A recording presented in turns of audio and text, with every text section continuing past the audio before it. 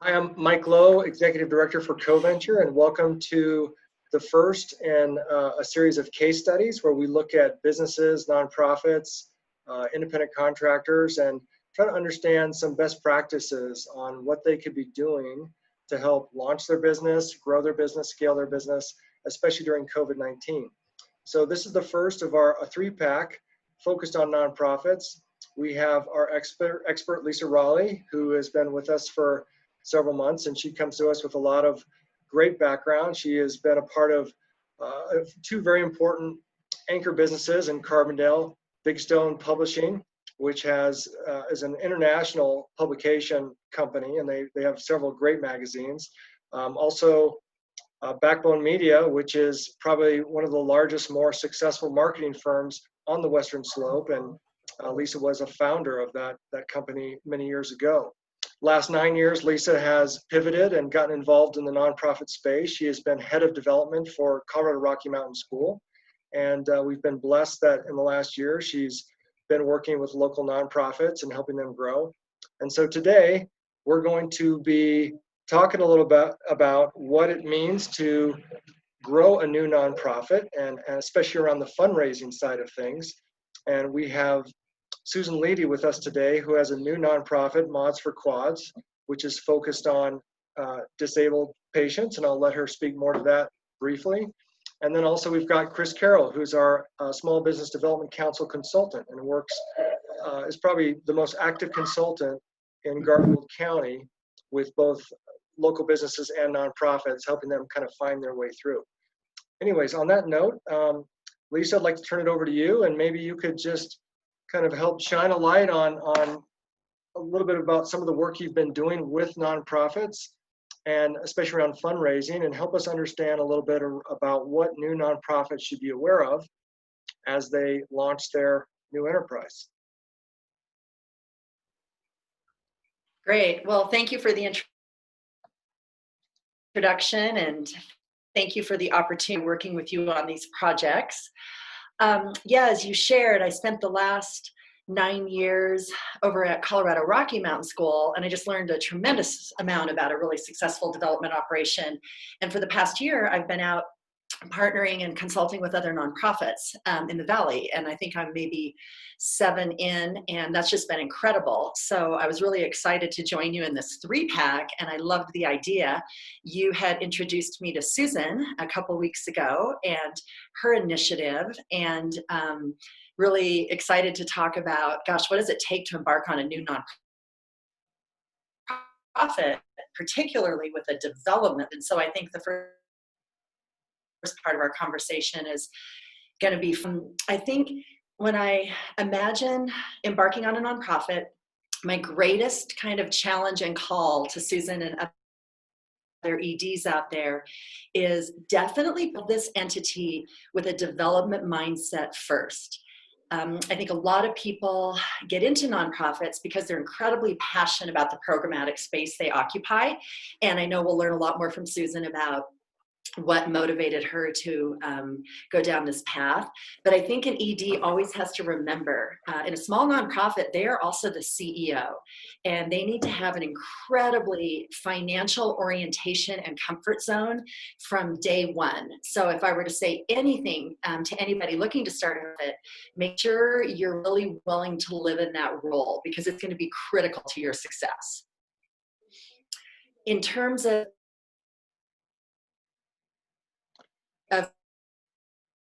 from there, nonprofits also have revenue streams. And so I think really understanding your financial landscape and recognizing if you have the ability to generate revenue from your services, what role that's going to play in your budget, and what role philanthropy is going to play in your budget. Because Mike, you know, we've worked together before. On the philanthropic side of things, you've got to be able to have the math to map yourself to the money. So the first thing in a young new nonprofit is they have to really understand what do they need to raise on an annual budget on the philanthropic side of things to meet their financial goals and objectives. And Mike, feel free to jump in, or I will just keep on running here. I think it's good. You know, you talked a lot about sort of the landscape, and we live in an area where there's a lot of nonprofits. Like, how do you differentiate yourself from the pack? I mean, how do you appeal to donors when there's hundreds of nonprofits you're competing against, not just in your specific area, but across the board? Yeah, and that's one reason why there's so many nonprofits in this valley, is there's a tremendous amount of philanthropy in this valley. But you're right, it's, I don't want to say it's a competitive landscape, but it's a saturated landscape. And so I think, you know, one thing you really have to ask yourself when you embark on a new nonprofit is, what space are you filling that isn't currently being met? And are there enough passionate people in that space to support your work? And I think it's the gift and the curse of a new nonprofit. Sometimes nonprofits, you know, emerge and partner with others, and sometimes they come into their own dedicated landscape. But you definitely have to have an eye for, is there a natural built-in funding audience? And whether those are granting entities or whether those are individuals who make singular gifts or give through family foundations. So I think anytime a new nonprofit comes onto the scene, they really need to think about the clients they're serving and the potential networking within the clients. Like when we talked to Susan a little bit more, she's serving a really special, amazing group of people, and understanding if friends and family members are willing to support that work, because that's a great place to start for people that are being directly impacted by the services. So Lisa, you know, you talk about prospecting, and that's an essential task for any new nonprofit. Your sweet spot is kind of helping those nonprofits with existing donors take those donors to the next level. But how does someone even get their foot in the door? Like, I get it, you identify those organizations, those individuals that already have a philanthropic philosophy around what you're doing, but still, how do you get them on your team? Yeah, and I think there's a lot of background work before you're even in a position to do that. And Susan can speak to this a little bit later. When you embark on a new nonprofit, starting with your board of trustees, that board circle is oftentimes kind of brought together as your closest innermost ring of allies and supporters. And oftentimes people build boards with a philanthropic mindset as part of that role. So I think a committed board who either is in a position to personally give or to network and advocate and help make introductions and connections for you is key. Having a really clear, defined mission and case for support, because before you ever sit down across from any funding entity, whether you're writing a grant or talking to an individual, you yourself have to be so clear in what it is you've set out to do, and you have to be incredibly compelling. And you need your ducks in a row, I think, before you get out the door, but you also need to make it a practice, a daily habit of getting out the door.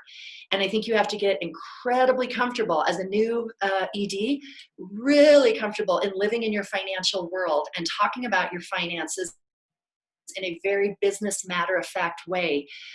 Because the habits you adopt early on around fundraising are going to be your legacy in your organization. And you want to be bold and fearless and charismatic in that space with the structural tools behind you. A high functioning board with governance, a very clear mission and case for support. And then from there, you build really thoughtful prospecting lists and you work those lists with diligence and intention. And that's what I help my clients with, is how to shift into that space and find joy and love in asking people to support your organization. You know, Lisa, another thing I've always really liked about your approach is the power of storytelling. And I'm sure there's some consistent elements in the story that you tell across whatever stage of nonprofit you're at. But I wonder, in those early stages, if the story needs to be tweaked a certain way. Could you speak to that? Yeah, that's a great question, because at the end of the day, when you ask anyone to support your nonprofit, you're asking for an investment in your work. And so if you're in the very early phases, I think you have to convey a really solid strategic plan, not only mission-wise, but financially, because that is a risk for someone to make a contribution to a really young organization. And so I think it's incredibly important when you're sharing your story of your work, you also need to share your story of the viability of the organization you're building and the worthiness of that investment. Because that's really how I view philanthropy. You are asking for people's belief and investment in your work, and you've got to give them huge confidence that that's a sound investment. And, again, a new nonprofit, you've got so many things to do. You're underfunded. You don't have a staff. You're depending on friends and family to kind of help you take the next step. Like how do you put fundraising front and center? Because obviously, without funds, none of the rest can happen. And goodwill only goes so far, as we've seen from a lot of startups. I'm sure Chris will weigh in on that as well. There comes a point where you've got to have money to pay people. What's any thoughts on the time management piece?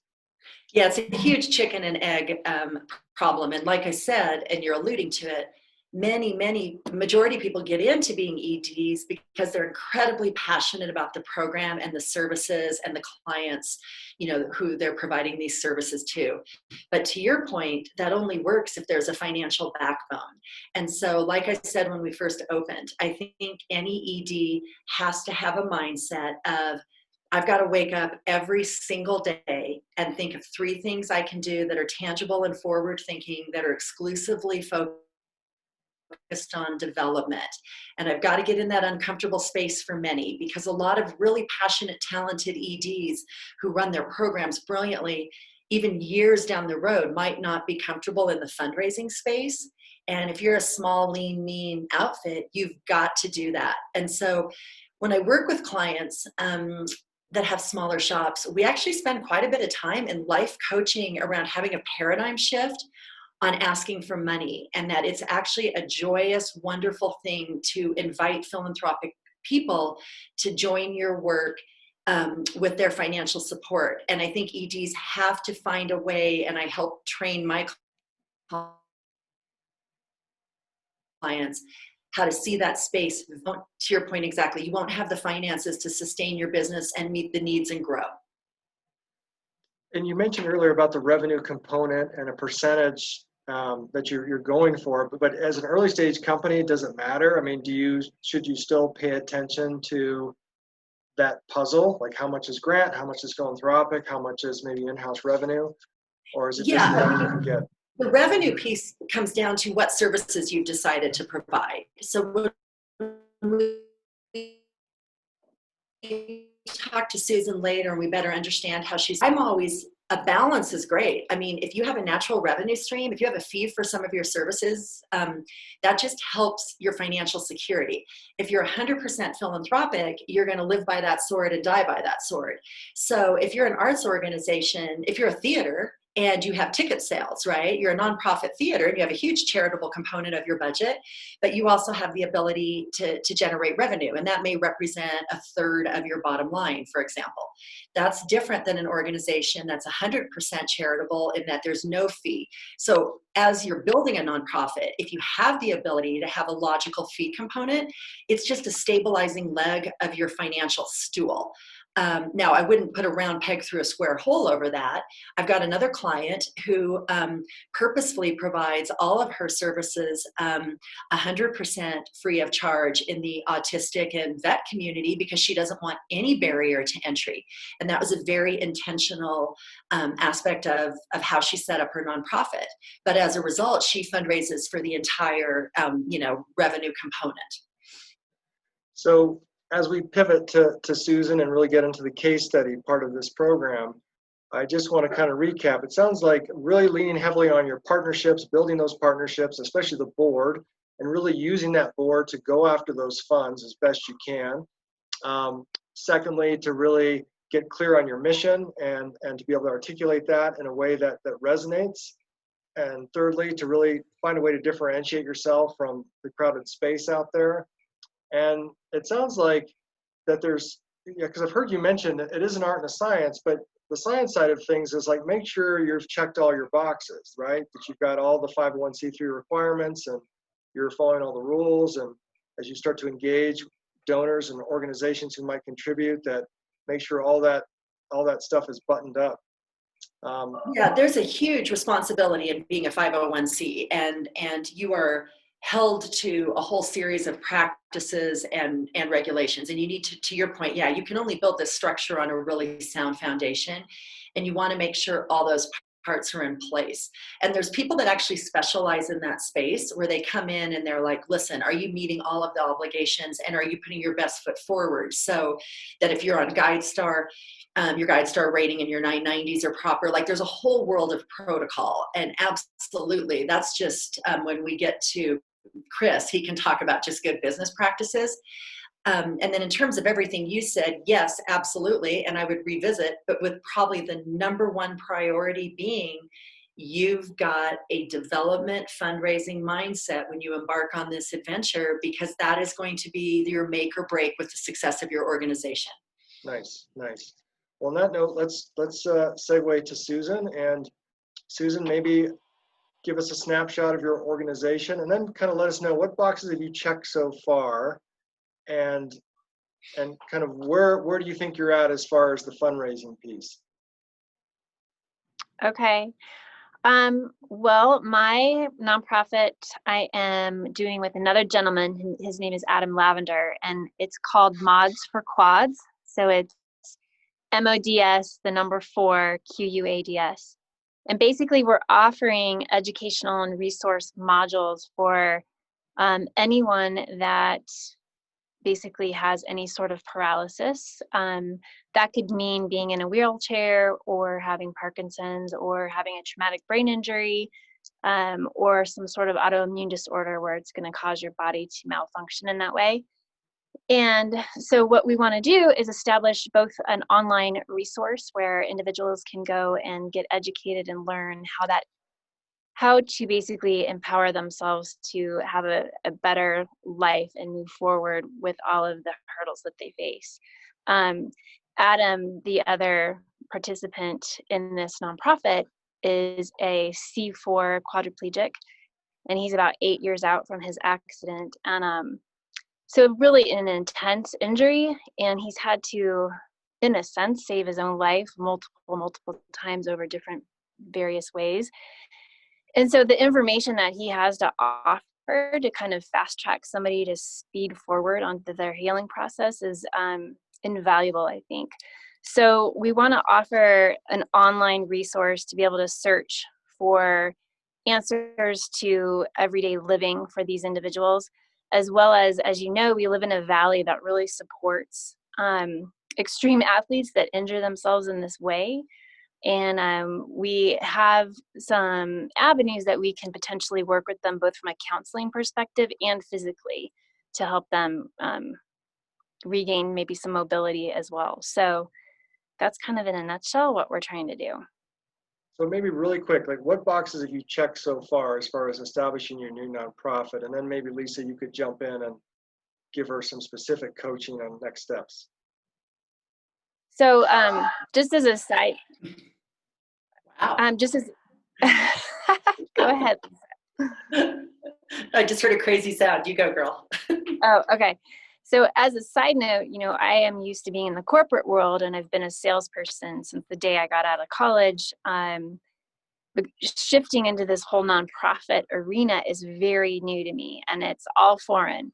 And so as I have business experience running a regular business, searching for grants and fundraising with, you know, donations and et cetera is all new to me, as well as kind of, I don't know, I guess I was kind of looking at a nonprofit as running it a little bit different than a normal business. And so maybe I should, you know, hone in on more of my business skills after talking to Lisa. So I've set it all up. I've done all the forms. I've done everything that I've needed to do to get it from a legal standpoint, ready to just move forward. But I have submitted for a grant and I did not get it. And I think, you know, there's probably various reasons why. I would be looking for advice as to kind of how to move forward on how much time to spend, maybe finishing my product before I'm asking for money, as well as how to go about, sorry, I'm getting a low battery sign. How to go about, you know, managing my time with, do I work just for a year on getting it ready to go so that it's super solid and I have all this content, or, you know, I have so many questions. Did that answer your question, Mike, or no? Yeah. Lisa, jump in. What Yeah, I love all that. I mean, I think Susan, you just hit on all the right kind of, thoughts, questions, and why you got into this. I think your business background will serve you really well. At the end of the day, nonprofits are only successful if they're run really thoughtfully with a lot of business strategy. Your mission and purpose in life may be different than what it was when you're in the private sector, but at the end of the day, a nonprofit still is a business and it lives and dies by its financial health. And so I think your background will serve you hugely well in that setting. I like that question of, do I spend a year really getting the whole programmatic piece together and the representation of that together, before you go asking for money. Grants are tricky because grants usually want to see some level of establishment and oftentimes want to see other funding sources, and they just want to know that they're a piece of it, not, the anchoring underwriting, unless it's a startup grant. So the question of deciding how much time to spend on grants, someone brand new in their organization, you don't have the luxury of, gosh, there's so many different funding sources I could draw on today. I think you've got to be pretty tenacious, and I think you actually do have to dedicate a disproportionate amount of time to fundraising, because the practices you set in this first year, especially if you and Adam stay lean, those are going to be the practices, that are going to have to carry you. My first question would be, have you set a budget for the first year, and do you know what you need to raise, and or do you have any fee component, or are you 100% philanthropic? Well, I think a lot of that is to be determined. I was confused, to be quite honest, about if I had a nonprofit, how does that work with being able to earn money? I don't know like you said, there's all the guidelines and the rules to follow. So those were a couple of the questions I had to you, because one of the things we want to offer are a lot of free educational advice, but then, I would love some of these people that do have a disability that can't earn very much money to be able to earn money as coaches to each other. And, so how does that get incorporated into the business, and is that okay to do? And we may have a portion of, or we anticipate having a portion of really intense information be for sale, but that's in addition to all of the free resources. So those would be some of our income streams. In addition, potentially allowing people to come to, where we're located, to have them get in the water and help them learn some brain tools. So those are all potential income streams. Obviously, we would like to make a little money doing it too.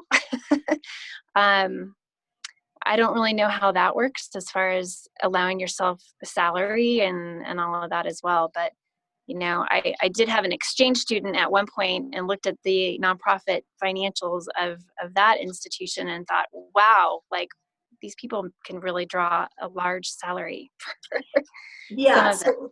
So I'm not your expert in that space, but there's lots of people out there, and that is absolutely imperative that you meet with someone and really understand the financial complexion of your organization and how to best kind of dovetail those all together. And what you can and can't do within a 501c. But absolutely, if you want to be successful for you personally long-term, and Adam, you want to build this so that there is a financial return and you can justify doing this, right? Building a nonprofit is not a altruistic labor of love and you're a volunteer to your organization.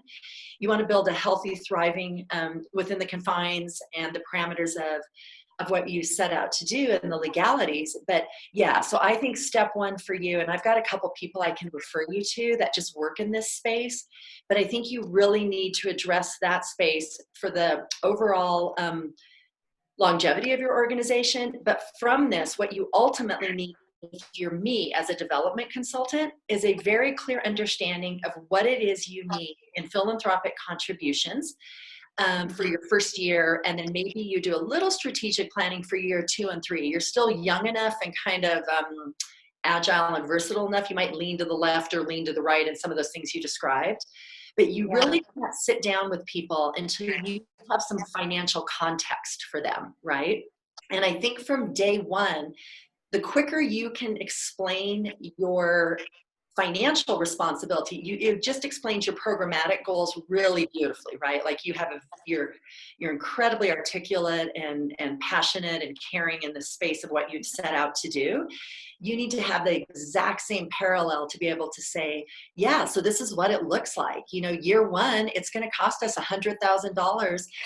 I'm making this number up, to build all that content up and to provide all those services. And yeah, that's absolutely going to come from philanthropic sources. We're writing grants, we're talking to individuals, and we're trying to connect with people and learn more who care about this space and fund in this space.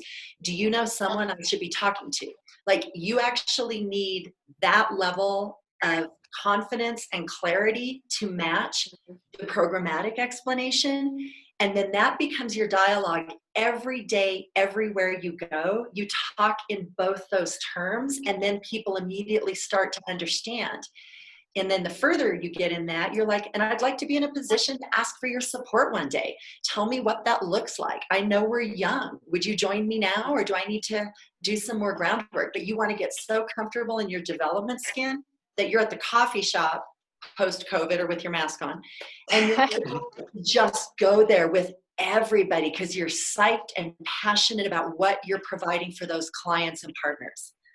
Well, Lisa, and I guess, go ahead, Susan. I just have one really important question before I know we need to get look at our time. But so that's such a good point, because and for anybody out there that's doing this, I would think that the amount of energy, the amount of forward thinking, the effort that you're making, the more I expand the monetary piece of it and get out there and hit the streets, the faster this is going to hit the world, right? Or our country or whatever. And so I guess I get confused as to asking you and what you've seen in other nonprofits, kind of what that shell looks like, if that makes any sense. If I start really small and take a while, like I said, or if in order to get bigger, I obviously have to have more people involved and be able to pay them. So it's really, I think a lot of it's personality driven by the ED and the type of approach you want in life. Like, if you get a really business-oriented ED that's incredibly comfortable in the fiscal space and incredibly comfortable imagining big, bold growth, that trajectory of that nonprofit may look different than someone who's like, you know what, at the end of the day, I'm wicked passionate about these people. I want my energy on these people. I don't mind if I stay small. It's going to be me and Adam. I'm okay with that for now. So a lot of it's truly a personality choice. And I think you and Adam, have you comprised a board yet? I have a couple people in mind, and it's very small. It's me, Adam, and Mike. Yeah, and I think that would be a good kind of segue to bring Chris in. But I think, that we've had, I think just building the right board has been a huge part of our own success. So I would definitely echo that advice from Lisa, Susan, as you kind of think about who out there already has access to resources that maybe you don't. But Chris, I'm curious, it seems like a lot of these early stage questions are about branding, about mission, and in my estimation, like, Susan's website is great. Like, it's really front loaded with videos. She really uses Adam's testimonials and experience to really tell the story. And I guess I've seen a lot of success with that. And Chris, I don't know if you want to weigh in on some of the advice you give early stage companies when it comes to that early stage branding, the importance of a website, and how important that is at this point. Sure. Yeah. The difference between the nonprofit and the business world is, there, in a lot of cases, there's not a lot of difference in terms of having to have a mission and a scope and a clear vision of what you want to do. So my nonprofit experience is somewhat limited, although I did run a snowboard program with a local ski club at ABSC years ago. And, I was reflecting on that, listening to you speak, Susan, that maybe that's a good way to look at nonprofits, to get a reference to how you can create revenue streams, because ski and snowboard clubs are not nonprofit organizations, yet they have, and you're probably familiar with them, as most people are in this valley, but they have program fees. They have to make money in order to pay their coaches, their executive director, all the people that run the organization. So I look at nonprofits, and when I ran that, I was, I had a budget, had to meet it, and had to create revenue to get into the next season and grow the program. So I think there might be a really interesting link there. But as far as even possibly getting their executive director on your board, perhaps, there's obvious connection between what they're doing and what you're doing. Yeah, for sure.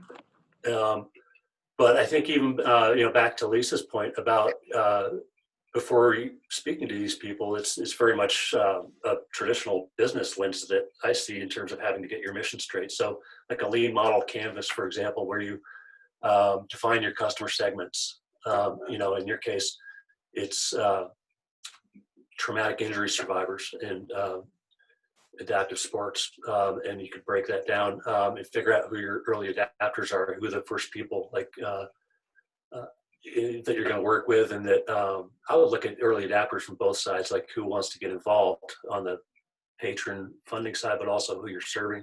But then look at, traditional business model canvas or lean model canvas. You look at, what advantages you have as an organization. And this maybe, they call it an unfair advantage. I don't know if that unfair part applies more in the straight business world than nonprofit. But really what your key advantages are. I think maybe, for example, your location where you're at is a huge advantage to what your organization is. So I'd say it's a fair advantage. But channels also, how you're going to get your word out. For example, this podcast or going on KD&K or a local, public television and local newspaper. Define your unique value proposition. What it is, the need that you're filling that's not being served right now. And then back up and, look at your high level concept. And these are, I'm reading this, straight off the lean model canvas, so I can give you one of these to work on. But, ultimately what your problems and solutions are, what the problems are, your hurdles that you're facing right now, solutions, ways to get around them, looking at key metrics, alternatives to what you're providing. It's important to look at that from strengths and weaknesses. This goes to the viability of the organization, really, for, as Lisa was pointing out about people that are going to invest in this want to make sure it's viable. But then, back to the business side of it, bottom line, looking at the cost structure and the revenue streams, how it's going to stay, to have that impact, it's got to survive and how it's going to do that. So very traditional business lens stuff. But Lisa, I'm curious, in your experience with fundraising, how much this type of, this lean model canvas, how important is this?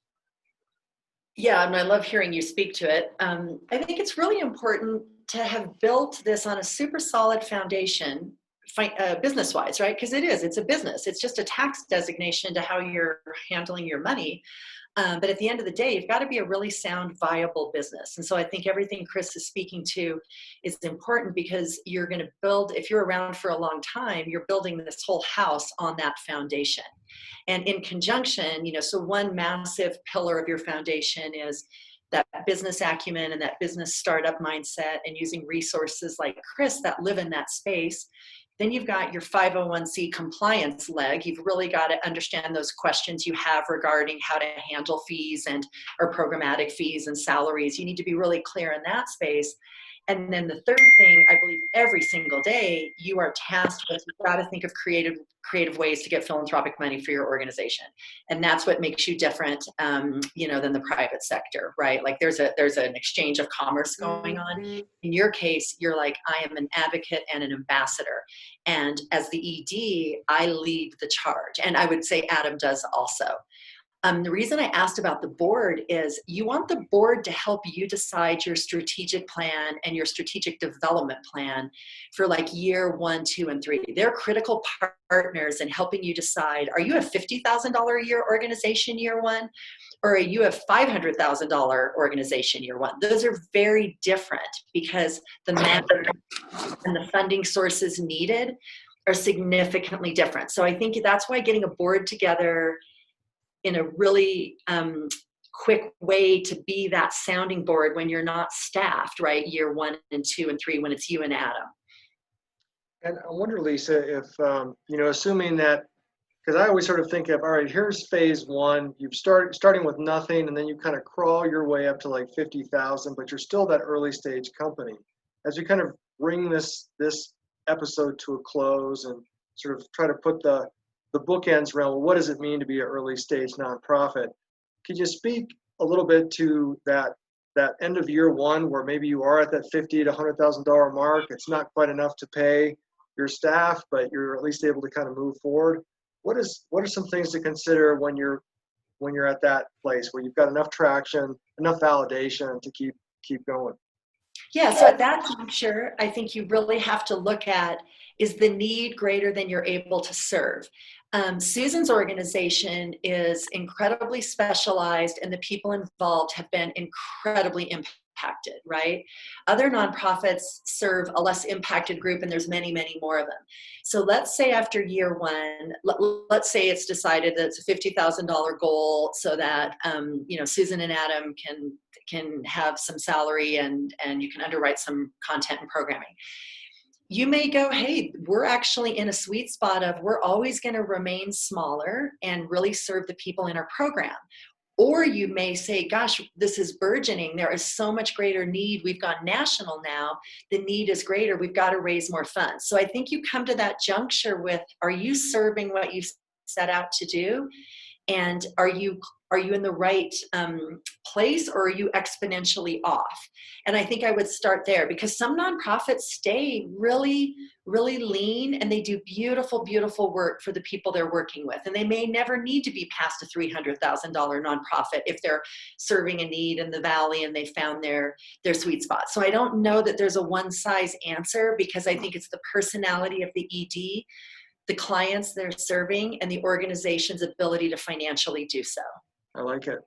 The idea that it's okay to be small and to stay small, and you can still bring tremendous value to your community, even if you only hit a certain mark. And sometimes you don't know what you don't know. It sounds like you're saying that, just it's okay to get in there and see how things evolve, and that clarity will come down the road as to whether you should grow or kind of stay the course.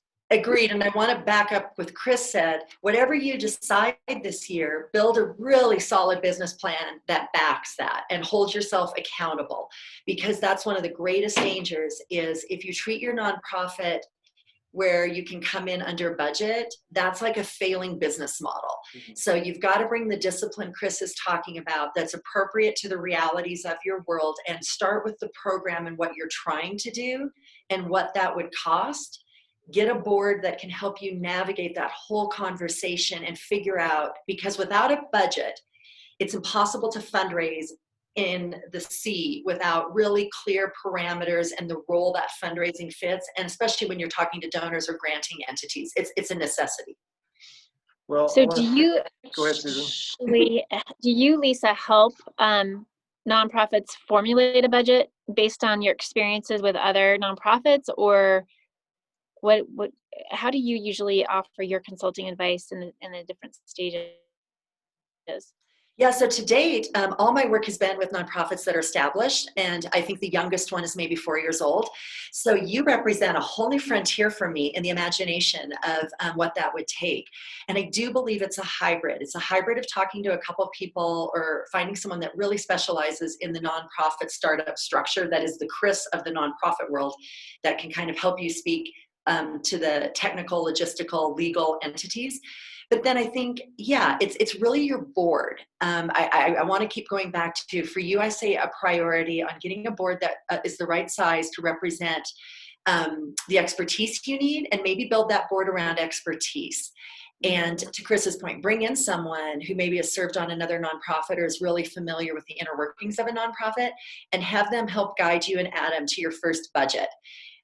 Once that's in place, I say go like the wind and start talking to people, even though you're backing in the other pieces. Do not hold out until you have the perfect elements to start talking to people, because that will already set you up for being behind the eight ball. Okay. Do you want to be on my board? We can talk about that later, but you are amazing, and I'm so impressed with your commitment. It's not every day that someone cares about a space enough that they actually go out and do something. So I honor you, bravo to you, and continued success, and congratulations for getting this off the ground. Thank you. Thank you for all your advice. I appreciate it. Yeah, Susan, it is impressive. Keep the faith. And Lisa, thanks for the advice. This is our first episode in the nonprofit series. We got Lisa chatting with a, I guess, second phase nonprofit that's been around for a while and is looking to access existing donors and help take them to the next level. And we'll also be chatting with really established nonprofits and how they grow and how they scale. But I want to thank everybody today for their time. And of course, this is just the tip of the iceberg. For folks who are interested in consulting services, please reach out to myself at mike@coventure.io, and I'm happy to put you in touch with Lisa. And she's done great work with nonprofits in the area, and I think she's got the right network to kind of put you in touch with people that can help you. So Lisa, I don't know if you want to share your own contact information, but we're happy to continue to be the gatekeeper for you as people show interest in your work. Yeah, I greatly appreciate that. You're the perfect contact. And yeah, I love partnering with nonprofits and really rolling up my sleeves and understanding where they are and how I can help them in that journey. All right. Thanks so much for everybody's time today. Take care. Take care. Thanks. Thank you. Bye.